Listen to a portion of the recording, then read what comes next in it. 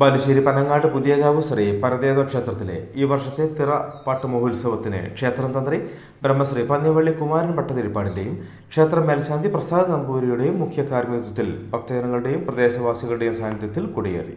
കൊടിയേറ്റ ദിനത്തിൽ കലവറ നിറയ്ക്കൽ, ദീപാരാധന, ആഘോഷവരവ് തൃക്കോവിൽ ശിവക്ഷേത്ര സന്നിധിയിൽ നിന്നും ശിങ്കാരി മേളത്തിൻ്റെയും താലപ്പൊഴി എഴുന്നള്ളത്തിൻ്റെയും അകമ്പടിയോടെ ആഘോഷവരവിൽ ഒട്ടനവധി ഭക്തജനങ്ങൾ പങ്കെടുത്തു.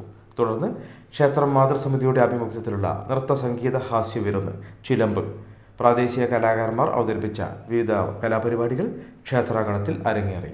പാട്ടുമഹോത്സവ ദിനത്തിൽ പതിവ് പൂജകൾക്ക് ശേഷം പ്രസാദ ഊട്ടും അക്ഷരശ്ലോക സദസ്സും തിരുമറ്റത്ത് കളിയും വൈപ്പുറം വാസുദേവ പ്രസാദിൻ്റെ ആധ്യാത്മിക പ്രഭാഷണവും തായമ്പയ്ക്കും ശേഷം രാത്രി അത്താഴപൂജ, കേളിക്കൈ, കൊമ്പുപറ്റ്, കുഴൽപ്പറ്റ്, മുല്ലയ്ക്കൽ പാട്ടിന് എഴുന്നള്ളിപ്പ് ശ്രീ കുണ്ടൂളി ബാലകൃഷ്ണമാരാരുടെ നേതൃത്വത്തിൽ നടന്നു. തുടർന്ന് കളംപൂജയും കളനൃത്തവും ഭഗവതിയുടെ കളമ്പാട്ടും പരദേവതയുടെ കളമ്പാട്ടിനു ശേഷം ഗിന്നസ് ബുക്ക് ഓഫ് റെക്കോർഡ് ജേതാവ് കാറപുറ ശ്രീ രാമചന്ദ്രൻ നായരുടെ തേങ്ങയേറും നടക്കും.